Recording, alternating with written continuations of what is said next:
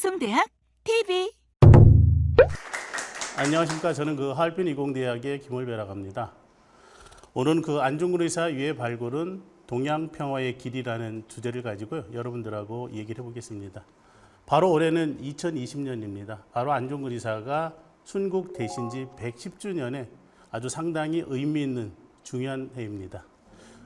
우리가 안중근사를 이야기할 때는 여러 가지를 이야기하고 있습니다. 독립운동가로서 또는 단지동맹의 서예가로서 얘기하고 있고요. 또는 우리가 안중근사를 종교인입니다. 천주교에 기일하셨거든요. 근데 중요한 건 오늘은 안중근 의사가 1909년에 하얼빈에서 이토 히로부미, 즉 일본의 제국주의 상징적인 인물인 이토 히로부미를 주살한 그런 일본의 의미, 그게 중요한 게 아니고요. 오늘은 안중근사의 다른 면, 평화주의자의 안중근사 이야기를 좀 해보려고 합니다. 우리가 안중근사가 하얼빈에서 이토 히로부미를 거살하는 정의로운 거살을 하시고 리순에서 동양평화론, 지필투쟁 또는 공판투쟁을 하십니다. 그러면서 책을 2권을 쓰셨어요. 안중근사님의 자서전인 안흥칠 역사라고 쓰셨고요. 그리고 미완성의 동양평화론 원문을 쓰셨습니다. 이 동양평화론 서문에 이런 말이 있어요. 동양평화를 위한 의전, 의로운 전쟁을 하얼빈에서 개전하고 그 담판하는 자리를 여순구 또는 리순이라고 하거든요. 여순구에서 마련하였으니 여러분은 살필지어다 라고 이렇게 말씀을 하셨습니다. 우리가 인류의 보편적 가치인 평화, 우리 영원한 숙제이기도 합니다. 이 평화주의자인 안중근을 바로 우리의 사상가로서 평화주의자로서 안중근사를 이야기할 때 대한민국의 국격이 올라갑니다. 우리가 이토 히로부미를 주살한 애국주의자라고 얘기할 때하고 사상가, 평화주의자로 볼 때는 바로 다릅니다. 바로 대한민국의 대표 브랜드 안중근 의사라고 이야기할 수가 있습니다. 그런데 우리가 안중근 의사께서 리순에서 재판을 받으실 때 검찰관이 있어요. 미쪼부찌라고 있는데요. 미쪼부찌가 묻습니다. 동양이 어디냐라고 물을 때 안중근 의사께서 이렇게 답변하세요. 동양은 중국, 그때 한국이 이제 대한제국입니다. 그리고 일본, 그리고 미얀마, 베트남을 동양이라고 얘기하셨습니다. 그러고 나서 또 미쪼부찌 검찰관이 묻습니다. 그러면 동양평화는 무엇이냐라고 물을 때 안중근 의사께서는 이렇게 말씀을 하십니다. 각 나라의, 금방 얘기했던 각 나라의 자주 독립, 완전한 자주 독립을 동양평화라고 말씀을 하셨습니다. 바로 이것이 안중근 의사의 평화 사상이라고 할 수 있는데요. 이 평화 사상이 이 여순이라는 데에서 동양평화 협의체를 마련해 달라고 의사님이 제안을 하셨는데요. 이 여순의 특성을 지금부터 말씀을 드리겠습니다.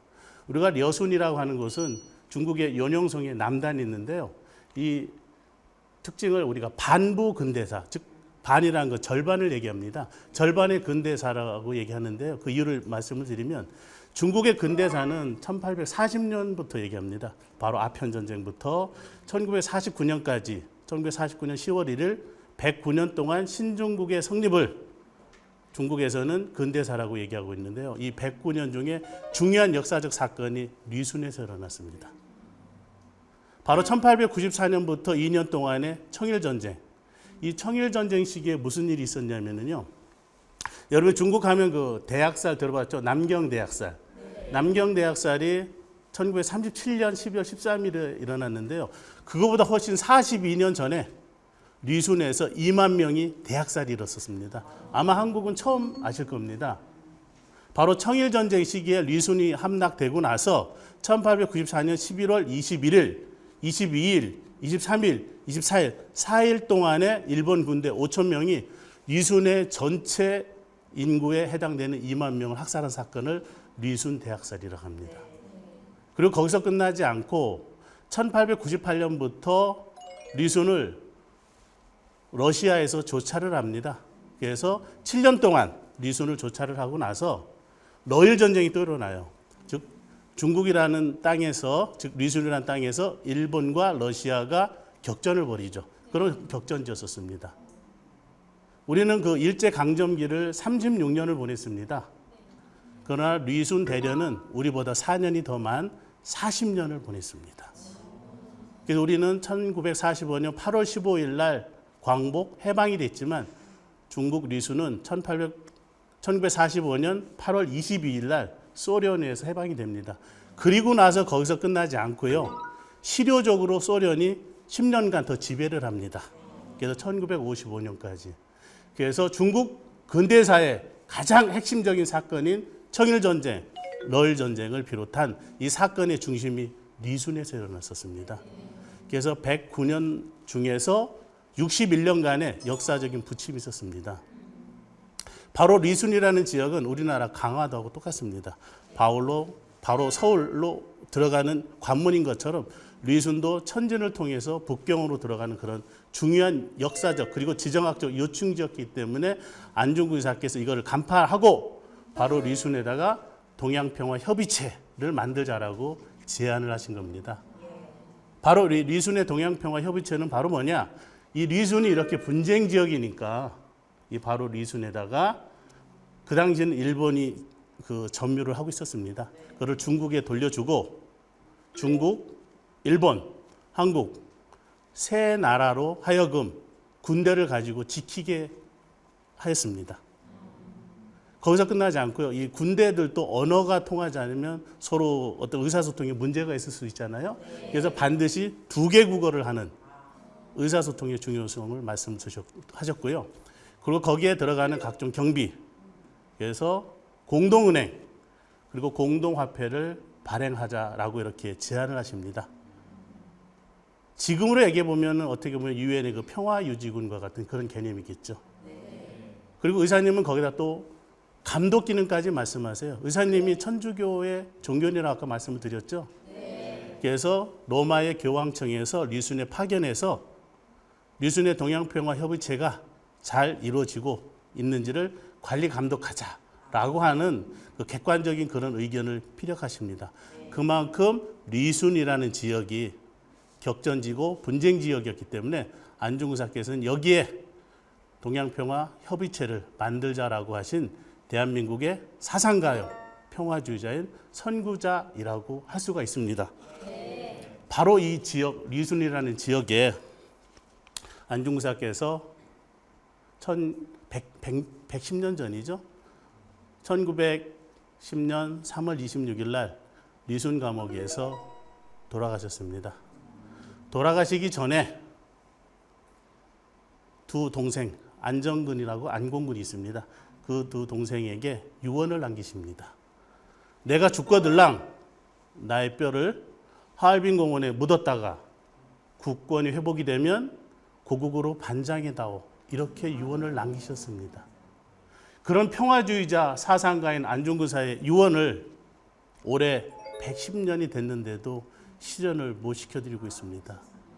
대한제국의 독립을 위해서 평화를 위해서 염원하셨던 의사님입니다. 그런 의사님의 유언이 지금 리순의 구천을 헤매고 계십니다.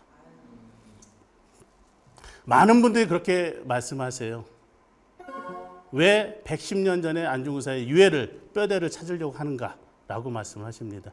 실제 지금 여러분이 아시는 그 숙명여대 뒤에 보면 효창원이라고 있어요. 효창원에 그 323묘라고 있는데요. 그 묘에 안중근 의사의 허묘, 가묘가 있습니다. 우리 대한민국은 안중근 의사의 가묘, 허묘를 만들어 놓고 지금까지 기다리고 있는데요. 모시지 못하고 있습니다. 그 110년 전에 안중근 의사의 유해를 왜 찾아야 되느냐? 어떻게 보면 안중근 의사 유해 발굴의 당위성이죠. 역사는 반복이 된다고 합니다. 과거의 일이 지금, 지금의 일이 미래에 또 다시 반복이 될 수가 있습니다. 역사를 위해서 국가가 어려울 때 살신성인하신 그런 분들을 국가가 영원히 또 무한 책임을 하고 그분들을 지켜주신다면 새로 나라가 어려울 때 모든 사람들이 국가를 위해서 기꺼이 희생하실 거라고 생각이 됩니다. 그래서 저희들은 반드시 안중근 의사님의 유해를 모셔야 된다고 생각합니다. 많은 사람들이 이렇게 얘기도 하세요. 의사님을 이제 뭐 가슴에 묻자라고 하는데 저는 반대입니다. 최소한의 우리가 의사님의 유언을 들어드리는 의사님의 후손된 도리를 해야 된다고 생각이 됩니다. 제가 오늘 중요한 말씀을 드리는데요. 의사님의 유해 없다는 거 이제 들으셨죠? 의사님의 유해 말고도 우리가 안중근사님의 모친이 계십니다. 조마리아 여사라고요. 조마리아 여사의 유해도 없습니다. 부인인 김아래 여사 유해도 없습니다. 그리고 동생인 안정근, 그리고 막내 동생인 안공근, 그리고 백오인 사건의 안명근, 사촌 동생까지 유해가 없습니다. 비단 안중근 의사님의 유해뿐만이 아닌 안중근 의사 가족 전체 유해가 없습니다. 독립운동가를 15명을 배출한 훌륭한 명문가 집안인데요. 그런 유해가 지금 없습니다. 이것은 또 다른 숙제입니다. 바로 우리가 이거를 어떻게 해결해야 되느냐? 지금 현재 유해 발굴학에서는 이런 선행 조건이 있습니다. 현재 유해는 중국 리순에 현재 묻혀져 매장되어져 있다라고 하는데요. 중국에서는 이렇게 얘기합니다. 안중근 의사께서 고향이 황해도 해주시기 때문에 북한하고 같이 공동으로 유해 발굴을 신청을 하면 고려해 보겠다라는 게 중국의 입장입니다. 그래서 저는 이렇게 과감하게 제안합니다. 일본에게 이렇게 제안합니다. 안중근 의사님의 유해를 불법으로 그 당시 감옥법에 의하면 가족이 원하면 동생들에게 돌려주게끔 되어져 있습니다. 그러니까 동생에게 돌려주지 않고 그런 의사님을 비밀리에 매장한 원죄를 가지고 있습니다. 이젠 역사의 진실을 면대할 일본의 책임이 있습니다. 역사의 화해 차원에서 안중근 의사님의 유해와 관련된 사료들을 기꺼이 내놓아야 된다고 생각합니다. 인류의 보편적 가치를 사랑하는 중국도 안중근 의사님의 유해가 계신 리순으로 해서 적극적으로 협조하고, 북한도 안중근 의사님의 고향이고 남북한이 같이 노력할 때 바로 안중근 의사님의 유해를 찾기 위한 중국, 일본, 한국, 북한의 이 노력이 110년 전에 안중근 의사께서 리순에서 염원하셨던 동양평화의 협의체를 새롭게 부활하고 만드는 그런 대화, 이런 물꼬가 중요하다고 생각이 됩니다. 저는 그래서 안중근 의사님의 남, 북한, 중, 일의 민간 유해 발굴 상설 협의체를 제안하고자 합니다. 바로 안중근 의사님의 유해 발굴은 동양평화의 길이라고 생각이 됩니다. 바로 의사님이 염원했던 동양평화, 인류의 보편적 가치인 평화를 사랑하신 안중근 의사님, 이분의 유해를 찾아드리는 일이 우리 주권된 국권을 가지고 있는 후손의 도리라고 생각이 됩니다. 경청해 주셔서 감사합니다.